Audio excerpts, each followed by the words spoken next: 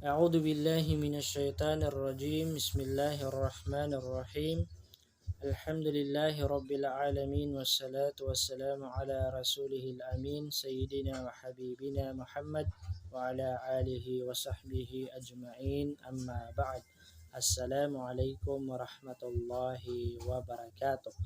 Mga kapatid sa pananampalatayang Islam, ang ating i-discuss sa oras na ito ay ang paniniwala sa Allah.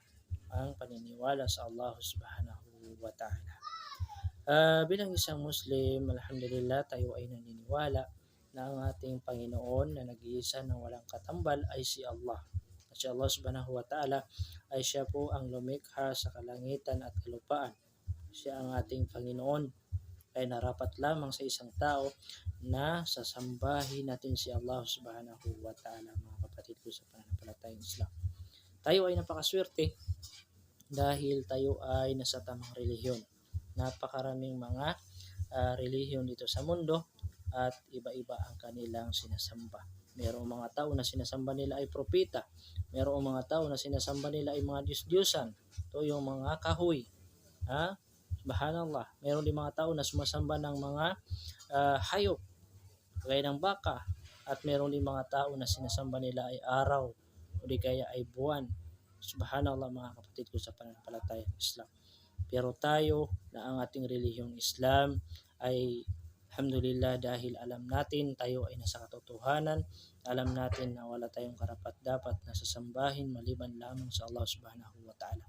Ay kaya kinakailangan natin bilang isang Muslim ay gawin kung ano yung mga ipinag-utos ni Allah at ipagbawal natin sa ating mga sarili kung ano yung kanyang mga ipinagbawal. Sabi ng Allah subhanahu wa ta'ala, ba'da a'udhu billahi minash shaitanir rajim, innani ana Allahu la ilaha illa ana fa'budni wa aqimis salata lidhikri. Ayun sa pinakamalapit nitong kahulugan, nang sabi ng Allah subhanahu wa ta'ala, katotohanan na ako ang Allah. Katotohanan na ako ang Allah, na walang ibang Diyos maliban sa akin, kaya sambahin mo ako, tanging ako, at magsagawa ka ng pagdarasal, ito yung pagsasala, bilang pag-alaala sa akin. Subhanallah. Si Allah subhanahu wa ta'ala ay wala na tayong karapat-dapat. Wala tayong karapat-dapat, walang dapat na sasambahin maliban sa Kanya, maliban sa Allah subhanahu wa ta'ala, mga kapatid sa pananampalatayang Islam. Kaya naman tayo ay inutusan ni Allah subhanahu wa ta'ala na sasambahin natin siya. Sasambahin natin si Allah subhanahu wa ta'ala. Bakit? Dahil tayo ay nilikha ng Allah subhanahu wa ta'ala dito sa mundo para sambahin siya. Mga kapatid sa pananampalatayang Islam. Kaya hindi sapat na sasabihin natin na ako ay naniniwala sa Allah. Ako ay naniniwala sa Allah subhanahu wa ta'ala at sa kanyang propeta na si Propeta Muhammad sallallahu alaihi wasallam. Kinakailangan ay mayroong gawa. Gagawin natin kung ano yung kanyang mga ipinag-utos. Kagaya na sinabi niya, fa'budni, sambahin mo ako, wa aqimis sala, at magsagawa ka ng sala. Kinakailangan ay tayo ay magsasala araw-araw, mga kapatid sa pananampalatayang Islam.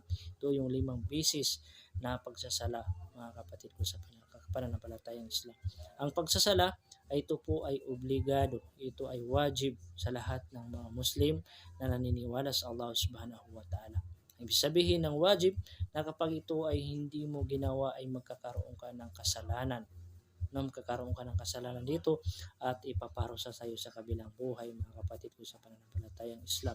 Kaya kung ikaw ay tunay na naniniwala sa Allah, tinatanggap mo sa sarili mo na ang Panginoon mo ay si Allah subhanahu wa ta'ala, ay magsala ka. Ano yung dahilan? Ano yung dahilan natin kung bakit ayaw natin magsala?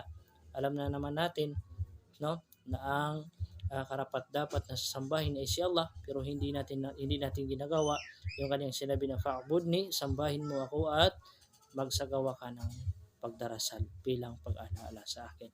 Kaya bilang isang mananampalataya, na huwag natin hayaan na tayo ay mamatay, abutan ng kamatayan na hindi tayo mga Muslim.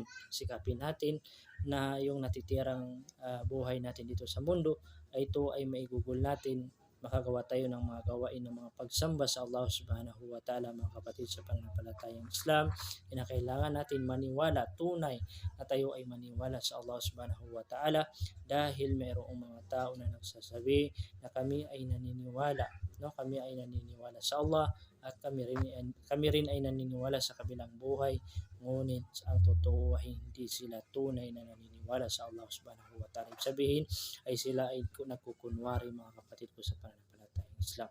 Ay sikapin po natin na habang tayo ay nabubuhay dito sa mundo ay maisagawa natin ang mga ipinagutos ng Allah at may pagbawal natin sa ating mga sarili kung ano yung kanyang mga ipinagbabawal.